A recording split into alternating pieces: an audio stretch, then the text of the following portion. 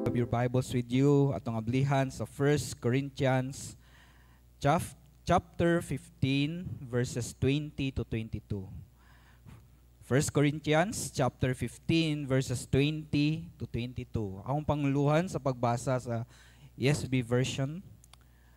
1 Corinthians chapter 15 verse 20 to 22. But in fact, Christ has been raised from the dead, the first fruits of those who have fallen asleep. For as by a man came death, by a man has also came the resurrection of the dead. For as in Adam all die, so also in Christ shall all be made alive. God bless His word is read. Pwede namang lingkod ang tanan. Salamat.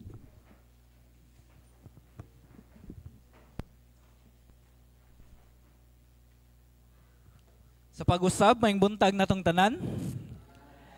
So it's good to be back to Sunday's food nga di ako ang mensahero ninyo every morning service, and nalipay ko nga nanapog ko'y pribilehiyo, oportunidad nga mahimong mensahero sa Ginoong Dios karong kabuntagon. And by the way, Happy Resurrection Sunday natong tanan. Pwede pud mo greet sa inyong tapad na Happy Resurrection Sunday. Karong adlaw, daghang mga Kristohanon o kasimbahanan sa tibuok kalibutan nag-celebrate sa adlaw nga nalupig ang kamatayon. Naugsama mo nako nga nag-question nga namon tay tradisyon nga early morning or sayo kadlawon mag-celebrate ining Resurrection Sunday. Na kay numdum ko bata pa ko sa una, pukawon kog sayo magyaw-yaw ko ngano kaning Resurrection Sunday kadlawon man gyud ni.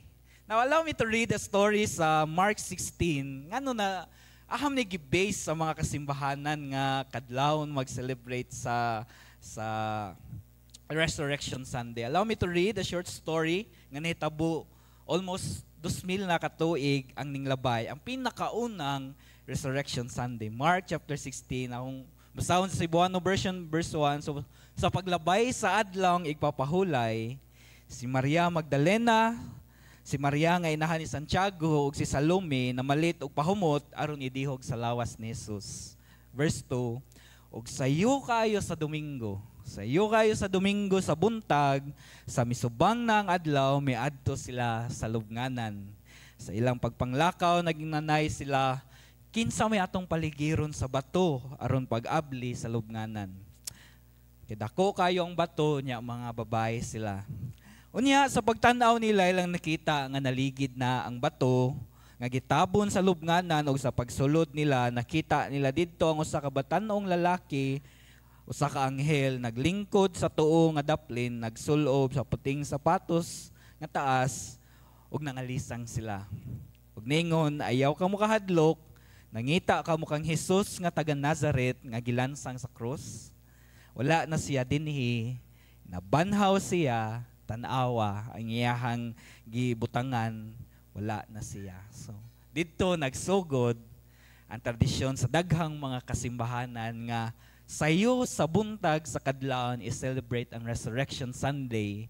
Kaya ang pinakaunang Resurrection Sunday na diskubre sayo sa kadlawon. Sa dihang mudihog unta og pahumot, silang ang kaning tulo ka babay ilang na-discover, uy, wala na ang lawas ni Kristo Jesus, nabanhaw na siya. Kana usa ka panghitabo 2,000 na katuig ang ning labay nga ning usab sa dagan sa tibuok kalibutan. So ang title nga tong hisgutan karon atong tema, The Death of Death, ang kamatayon sa kamatayon. Now, most likely kitang mga tao di kita ganahan maghisgot og kamatayon, di ba? Murag sensitive siya nga topic. Now, according to the Bible, death is the consequence of sin. Since kita tanan, for all have sinned and fall short of the glory of God, kay consequence man dahil ni sa sala ang kamatayon, muna mo padung ta sa kamatayon tanan. Sugot tag sa dili, sa madalig sa madugay, dira ta padung. Magsige man tag exercise o dili, mamatay ra gyapon. Maglikay man tag karne o dili, maora gyapon pataya. Mag-amping ta sa matagadlaw o dili, matapos ra gyapon tong kinabuhi nining kalibutan. Now, wako nag-ingon na nga padung day hapon taw matay, di na nato ampingan atong lawas. Atong hinumduman kini atong lawas, templo ni sa balaang espiritu, and mudaig ta sa Ginoong Dios, pinagi sa tong lawas, muna kinahanglan gyapon ta niyang pingan. Na akong pasabot is way gahom nining kalibutana, way puwersa, way otoridad nining kalibutana ang makapugong sa kamatayon. Na kaning kamatayon may kasagarang rason sa kalisang kabalaka sa daghang mga tawo bisan pa man nato. Ang uban mahadlok sa kamatayon in general lang, maghuna-una lang silang uban, mahadlok sa process sa kamatayon. Ang uban mahadlok sa way kasiguraduhan unsay nagpaabot. Ang uban mahadlok sa para sa ilahang mga mahibilin nga pamilya. Pero atong mensahe karong kabuntaga dili ni sad news. It's the good news. Our message is titled The Death of Death. Nga gikan sa 1 Corinthians chapter 15 verse 20 to 22 tulo ka bersikulo. Ano ang gihang yung tanan nato yung nga nagbasa, in Christ Jesus there is nothing to fear in death. In Christ Jesus death is dead. Asa dihang moingon ta in Christ Jesus death is dead. Now what does it mean? Now it means nakitaga tulo ka meaning nga na-discover about ani. Una, in Christ death is not the end. But unsa siya? A transition to be in His glorious presence. Now, ug dita ni masayran, mahadlok yun tas kamatayon. Kay magdituo naman din ta nga, nindot ang kinabuhi, wala end na dayon. But in Christ, dili din ang ending. Transition ra day siya, padong sa asa? To be in His glorious presence. Naka-familiar ba mo sa Romans nga all things work together for good for those who love God? Bisan ang kamatayon will work for good. Ano? Mo-end ta through death niining kalibutan nga punog problema, punog kasakit, punog kabalaka, and musugod ta sa kinabuhi nga naa dool sa presensya sa Ginoo. Grabe no, bisan ang kamatayon will still work for good. Ging ana pag hanay sa Ginoong Dios ang tanan. Ikaduhang meaning ani nga tong pwede madiskubre, in Christ will be transformed, not destroyed. So, death, di ay kaning kamatayon, mahimong passage into a mas maayo nga kahimtang kumpara karon. Ug unsa ikaw mayon ka, maayo naman akong kahimtang karon. Mas maayo pagyud na puhon sa dihang mo iksita niining kalibutana. Lastly, through Christ, death has lost its power and authority. Nga ang kamatayon wala niya ang final say. Ang kamatayon wala niya ang last say. Wala niya ang kinalasan nga gahom authority nga mo'y mukupot nato diha kang Kristo. Now, gamayng background sa tong passage, no? If your Bibles are still open, pwede niyo tanawon sa verse 12. Nadira ang problema, na isa ka problema dire sa Korinto. Now, ganyan yung basahon ng whole book sa 1 Corinthians, puno kinig mga problema ang simbahan sa Korinto.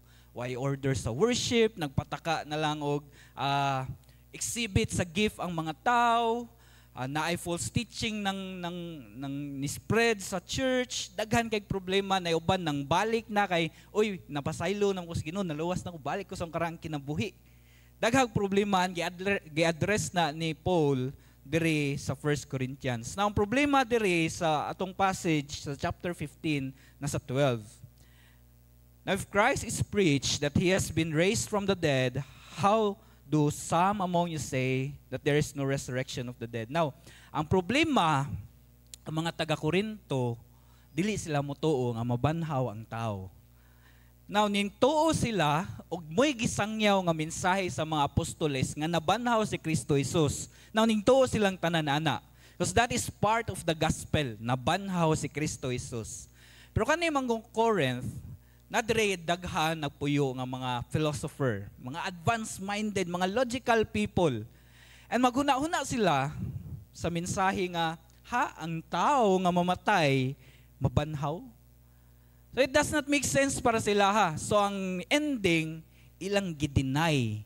And even ang mga Christians, especially katong mga bright, di man nonsense man nga ang patay nga tao mabanhaw. Ilan na dahil gideny. Although mutuo sila ni Jesucristo nga nabanhaw, wa sila duda na. Pero di sila mutuo nga mga tao ngaming sunod ni Kristo Jesus mga banhaw pag-usab. Anay problema, wa nila gidawat ang tibok gospel. Nila gidawat ra si Jesus ang mabanhaw. Ito sila nga na-accomplish ni Kristo ang katong mga kahibulungang mga butang, pero di nila tuhan ang benepisyo sa na-accomplish ni Kristo Jesus.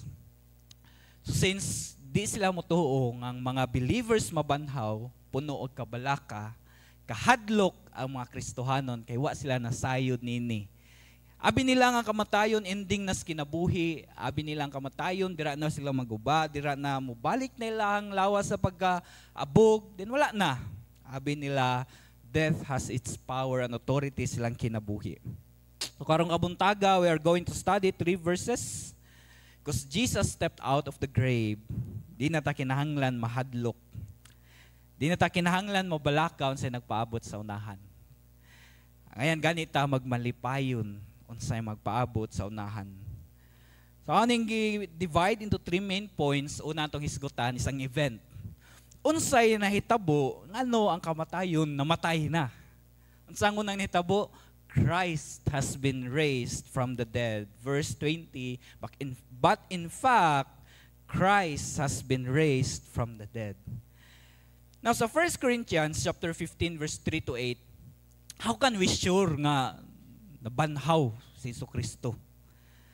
Now gisulti ni Paul sa ubos nga bahin or sa ibabaw nga bahin sa inyong Bible, verse 3, for I delivered to you the first importance of what I also received, that Christ died for our sins according to the Scripture. Muna yung nagsulti, Christ died for our sins according to the Scripture. He was buried, He was raised in the third day, nabanhaw siya pa'y katulong adlaw according to the Scripture. Siya sumuna gisulti sa Scripture. Sa Old Testament padaan, gisulti na nga mabanhaw si Kristo Jesus. Ang gisumpayan dayon ni Paul. Kay nagduda man gud ang uban, may tungod ining pagkabanhaw. Gisumpayan na ni Paul og ebidensya unsa ni katinuod nga nabanhaw si Kristo Jesus. Verse 5, and that he appeared to Cephas and to the 12. Kinsay Cephas? Si Peter. Nabaday namatay nga magpakita. Kita na mo unsay kasagaran tao ito. Ungo. Kita na ba mo ana? Kaya imuingon sila mga namatay daw makita. Ambot sa inyo pero sa akong edad karon wa pa kita. Pero ngano nagpakita man si Jesus diri ni ilang Cephas to the 12. Di lang ni Cephas og sa mga 12 ka apostoles. Verse 6, then he appeared to more than 500 brothers in one time, most of whom are still alive. Verse 7, then he appeared to James, then to all the apostles. Verse 8, last of all, nagpakita siya ni Pablo. He appeared also to me. Kadungog na ba mo nga, daghag mo ingon, di man na tinuod nga nabanhaw si Jesus. Now, kanadaghan, kapilan ako si kadungog, anadaghan magsig-disprove. Kaya og ilan ang mapamatud-an or mahimong bakak ang pagkabanhaw ni Kristo Jesus, ma-disprove ang pagtuo, mahimong kawang ang pagtuo sa tanang kasimbahanan. Pero up until now, kani nga event, di ni mahimong bakak, kay daghag witness ato nga time. And gisaysay ni Paul diri. He appeared to more than 500. Di lang, ato pa lang tangtangon ang mga apostoles o si Pablo, more than 500 nagpakita siya. So we can be sure one of the reason why we know that Christ rose na yung mga eyewitness account. Few years ago, kay namdum atong time nga uso kayong fake news. Daghan kay mga balita nga mukatag dayon. Now, na fake news nga mukatag, di siya magdugay, di siya mulungta, di ba? Pinakataas siguro, 2 ka semana, mawala dayon nga balita. Ngano? Wa may witness nga mao toy nahitabo. Pero ngano up until now, the Bible is still alive. Ngano up until now, ang mensahe nga nabanhaw si Kristo Jesus, buhi gihapon. Tungod kay di siya fake news. Tungod kay genuine, tinuod siya nga balita, nga nabanhaw si Kristo, nay ebidensya. Naay mga eyewitness nga ming saysay tinuod tong nahitabo. Now kaning 1 Corinthians was written approximately 20 to 25 years after ning kayab si Jesucristo sa langit. Subot pasabot sa dihang gisuwat ni daghan pagbuhi nga nakita gyud nga si Jesus namatay sa dihang gilansang sa cross ug nabanhaw og mingkayab sa langit. Now, sa gobyerno sa Roma, dako na nga crime ang pagpamakak, especially niini nga topic sa pagkabanhaw ni Kristo Jesus, threat ni sa ilahang relihiyon. Nga na ka-importante ang ebidensya para pamatud-an ang isa ka event. Now, on the way here, sa nagsakay yung barko, nagtanaw ko isa ka salida no, about sa trial sa isa ka korte. Ako nakita dito nga, bisag unsa pa ka kanim taong mag-gets gyud sa tanan nga guilty siya gyud ang nagbuhat sa krimen without evidence, di gyud siya i-guilty sa korte. Ug way ebidensya nga lig-on, bahalag unsay isulti sa abogado nga persecutor, di gyud siya i-guilty sa judge. Ngano? Why witness? So yung ana kay importante, and it's the same with this event. It's the same sa ingani nga panghitabo sa pagkabanhaw ni Kristo Jesus. No matter pila ka milyon, pila ka bilyon ka tawo mingon wa nabanhaw si Jesus. No matter pila ka libo ka tuig ang manglabay, mao gyapon nga mensahe ang isulti sa daghang mga tawo, di magmatter unsay huna-hunaon, unsay isulti ipanghimakak sa mga tawo, ang kamatuoran di mo sab nabanhaw si Jesucristo. Why makausab ana nga kamatuoran kay naay ebidensya, and without the evidence wa gyud tay kasiguraduhan nga namatay na bagyod ang kamatayon. So unsay ebidensya? Naay mga eyewitness accounts during that time. Now ang pangutana, nanay eyewitness, di man lisod, di man ipanghimakak, daghan diig moingon kasaligan ka ng mga tawhana. Basin nang-scam na sila sa ilahang time. Nawag nang-scam sila sa time 2,000 years ago, hantod karon scam gyapon ni nga mensahe. Daghang maingon, wa ka to gipangdaman rang mga tawhana. Now ang problema na nga storya, kasi before nabanhaw si Kristo, kay hinumdum mo unsay nahitabo sa mga apostoles, sa dihang nakit-an nilang namatay sa cross si Jesus, unsay lang gibuhat?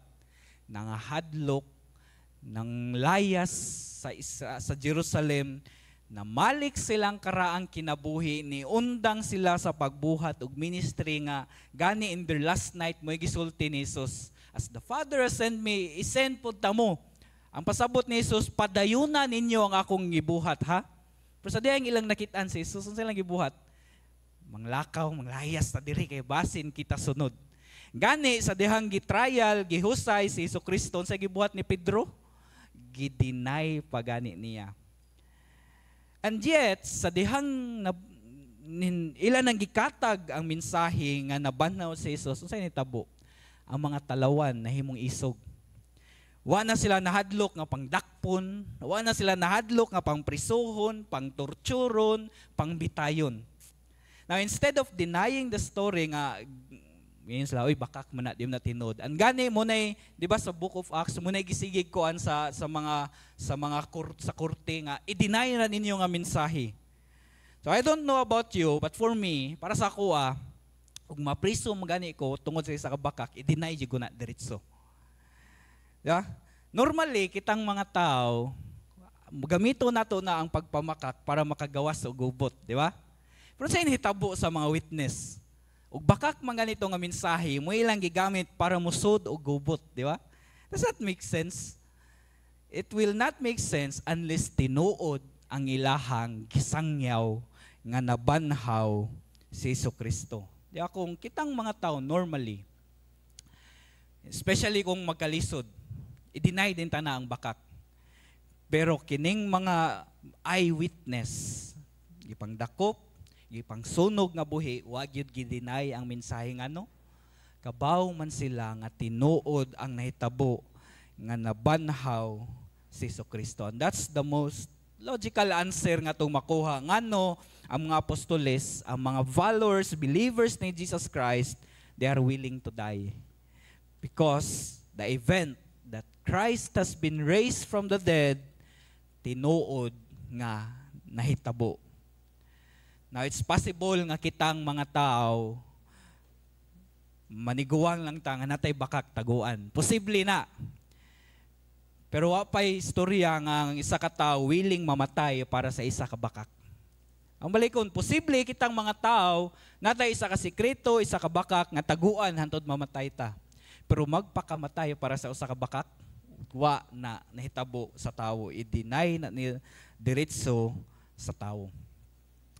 And the Bible is very clear with this. It's important nga masabtan nato nga the Bible is very loud and clear niini nga kamatuoran that Jesus Christ was dead, namatay siya, gilubong, and God raised him from the dead. Now it's important para nato nga mag-grounded sa Bible niini nga kamatuoran. Nakahinumdum mo dito sa dihang namatay si Jesucristo, unsay gibuhat sa ubang disciples ito, nagbiyahe sila sa road sa padung sa Emmaus. Di ba? Nagguol sila, then sa nabanhaw na si Jesucristo, nakigstorya nila, nangutangan si Jesucristo, asa man mo padulong? Sila, wa ba ka nasayod sa initabo? Di ba ka taga diri? So namatay ang among giisip nga siya nauntay mo luwas sa Israel. Disappointed kayo ang mga apostoles. Naningon si Jesucristo, mao ba ang ingon ding hitabo? Ningon din sila nga, ningon among mga kauban nga babae, nga nawa daw siya sa iyang lubnganan. Pero ningon pa lang uban nga ning subay dito sa lubnganan, tinuod yun nga nawa, pero nagduda o nagguol yapon sila sa ilang pagbiyahe padong si Emmaus. Unsay gigamit ni Jesucristo para magmatngon sila, giwalihan sila ni Jesucristo pinaagi sa Old Testament. Naningon si Jesucristo, maglisod mo pagtuo sa mga eyewitness, sa mga kauban ninyong babae, nga nawala ang lawas, nabanhaw si Kristo Jesus, tuuhin ninyo ang gisultis mga propeta. Nga mabanhaw siya, kinahanglan siya mamatay, ug mabanhaw siya.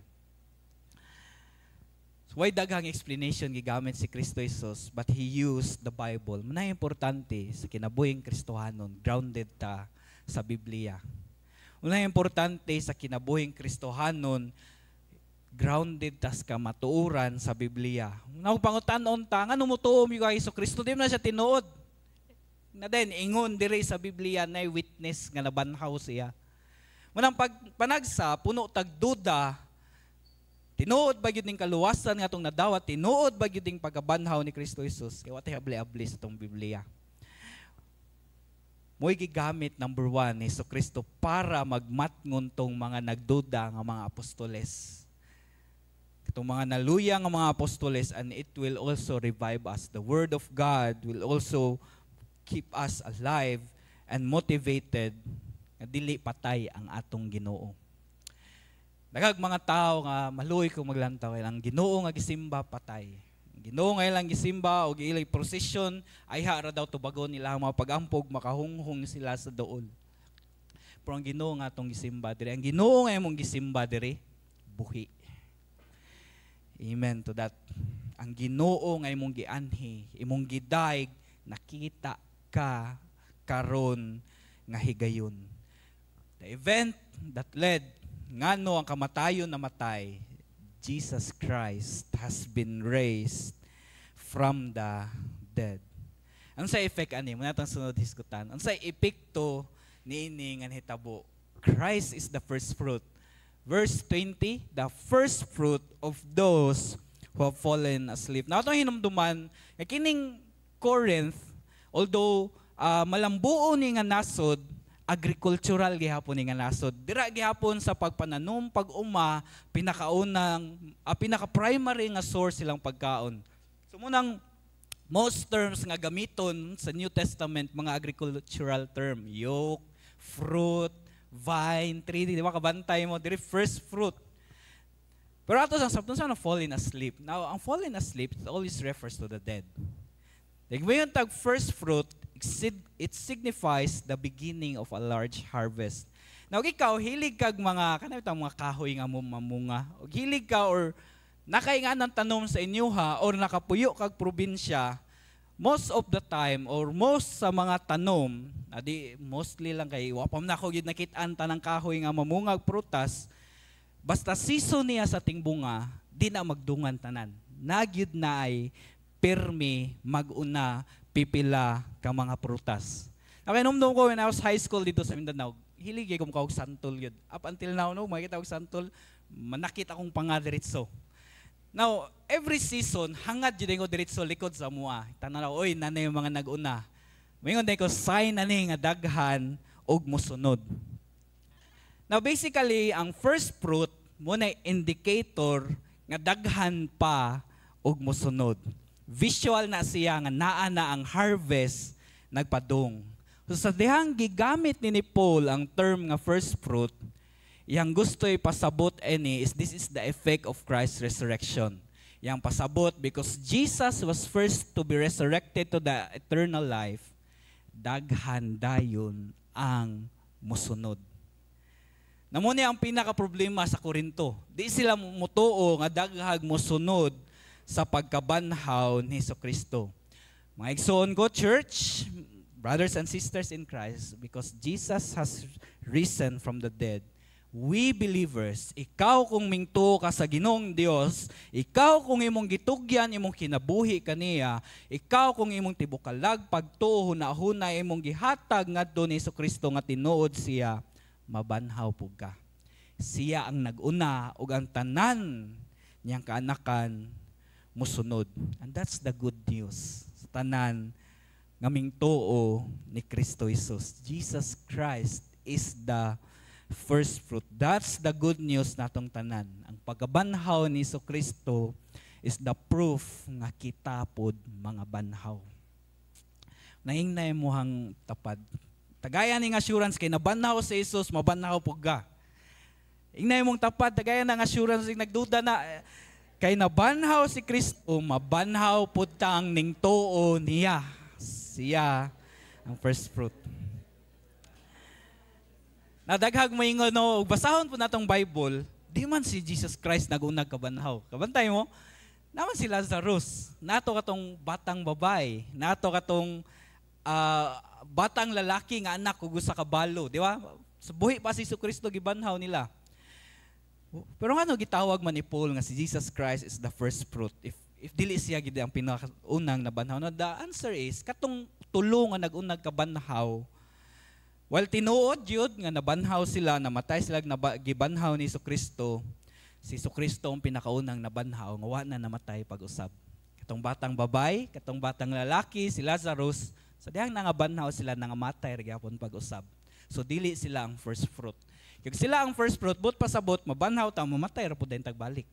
Muna si Jesucristo ang gi-example ni Paul.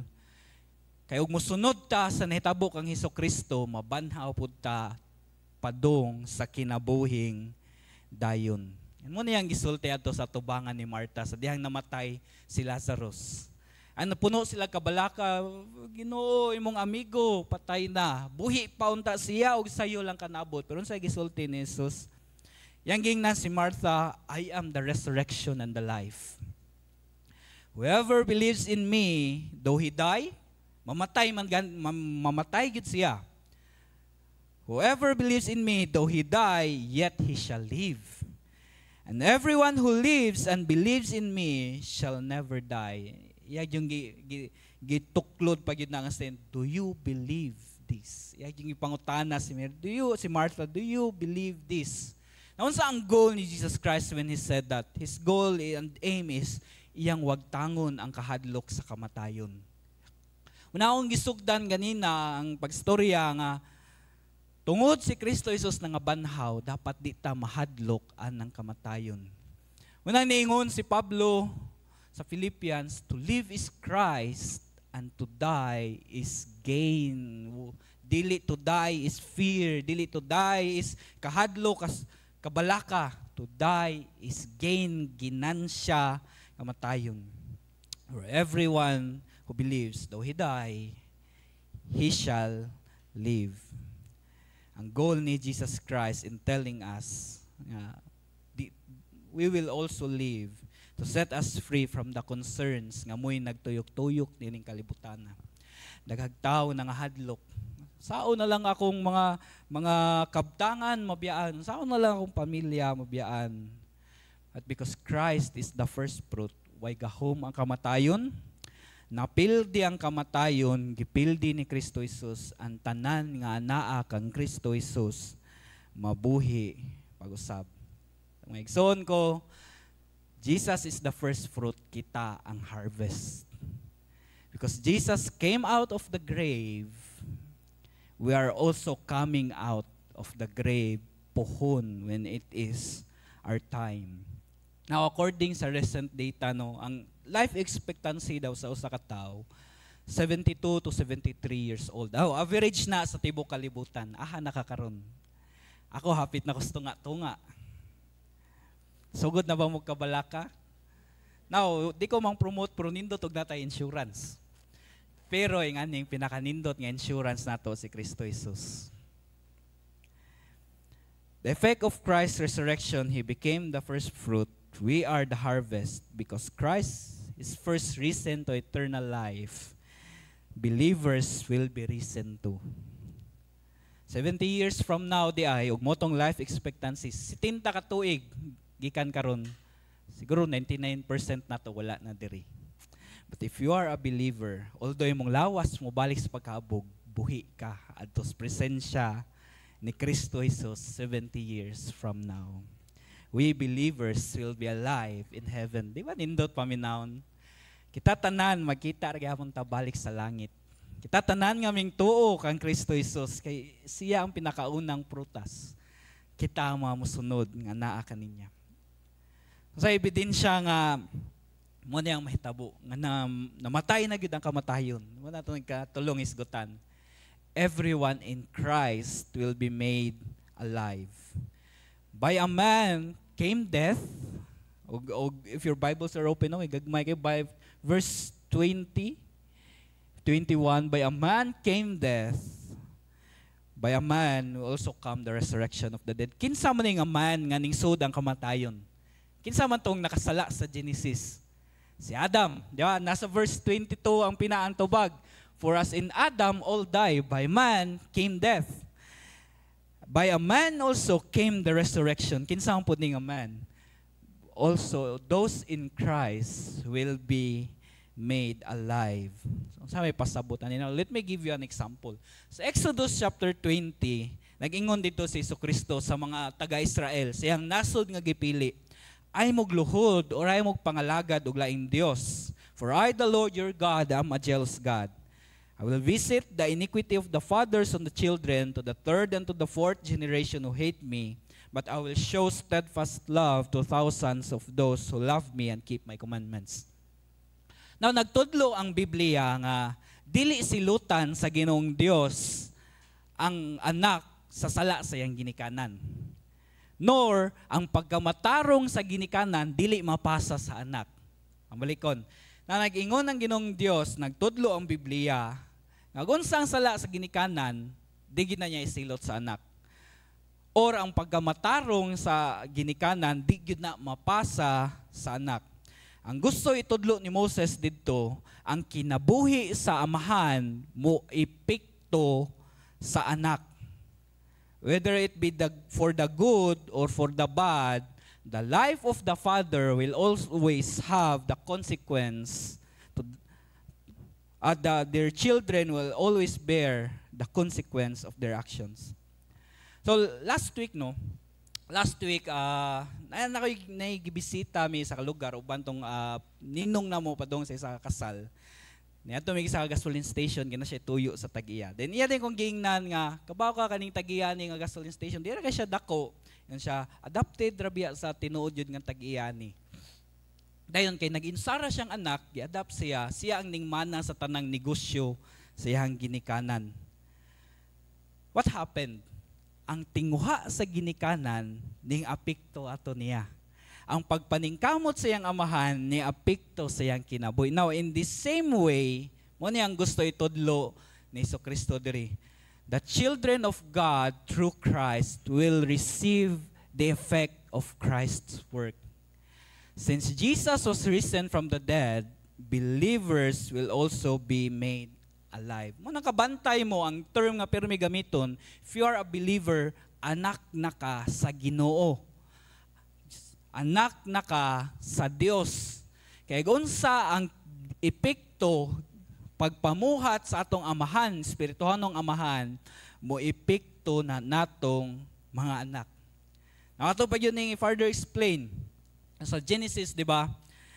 Naisugo, ayaw kan katong tree nga nasa tunga, ang bunga sa tree nga nasa tunga. Sa gibuhat ni Adam ug ni Eve, ilang gikaon. So namatay sila. Sa Genesis chapter 5, daghan kay lista didto nga 9 nangamatay. Pero si Adam ug si Eve ramay nikaon sa forbidden fruit. Ngano daghan magnangamatay. Ang ilahang gibuhat ni effect sa tanang generation nga nagsunod. In the same way, and this is the good news, verse 22, for as in Adam all dies, so also in Christ will be made alive. Ang tanang anak ni Kristo Jesus maepektuhan pod sa unsay nahitabo sa iyaha. So there is no need, ug adto ta sa kaso ni Adam nga mukaon pud ta sa forbidden fruit para mamatay. No, naapektuhan na ta sa gibuhat nila. And there is no need pod nga ug unsang gibuhat ni Kristo Jesus, mo po atong buhaton, di ba kabatid? Diaging mga adlaw daghang nagpinitin siya pod, gipangbitay pod sa cross. And there's no need agian ta na para mahitabo ug unsang nahitabo ni Kristo Jesus sa toa. If you are the child of God, if you are the son of God, ang effect, we will receive the same faith or unsang nahitabo ni Kristo. So mo niya ang gusto ipasabot ni Paul. Everyone in Adam dies. Say everyone in Adam. Tanan na tao nining kalibutan na. Physical birth na to, dira gyud padong. And everyone in Christ, tanan maborn again, tanan ianak pag-usab, tanan tagaag bag-ong kinabuhi sa balaang espiritu will be made alive. Christ's resurrection, ang malikon mo na ebidensya nga ikaw ug ako will be made alive tungod sa atong amahan sa langit nga nag-initiate sa kaluwasan, gi-execute sa anak o gisilyuhan sa balaang espiritu. Christ give us life and hope. Mo na gusto ipasabot ni Pablo sa mga taga-Korinto ug sa tanang makabasa niini nga mga pulong. Ayaw dudahi nga mabanhaw ba ka? Ayaw dudahi nga final na ba ginang physical birth ni mo? Ang gusto ipsulti ni Paul diri nga apart from Christ there is only death. But in Christ there is always life.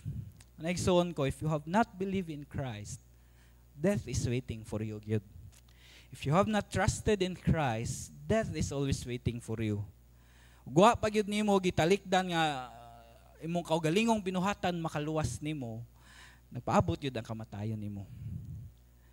Nang kinahanglan ta, let us run to Jesus Christ, seeking for forgiveness and His righteousness. Igo na ang nabuhat ni Kristo Jesus para kita tagaan og bag-ong kinabuhi. Sa pagtapos, sa conclude sa tundungan nagbasa. Ug makita nyo, for of death is real, tinod siya. But for those in Christ, di na siya necessary. Death cannot hold you. In Christ, it can only introduce to your Savior face to face. Jesus is alive. There is no reason to fear. Death is dead. Although tinod ang kamatayon, pero para sa mga Kristohan, hindi na kinahanglan ang kahadlok sa kamatayon. Way kupot ang kamatayon sa naa kang Kristo. Gani unsay epektura ni kamatayon sa mga naa kang Kristo, it will only introduce us face to face with our Savior. Now at the end of the chapter 15, indot kaya ang gisulti ni Paul, since mga banhaw man data, I will read it in Cebuano version, ingon din si Paul, o kamatayon, hain man ang imuhang kadaugan. O kamatayon, hain ang imong kalala.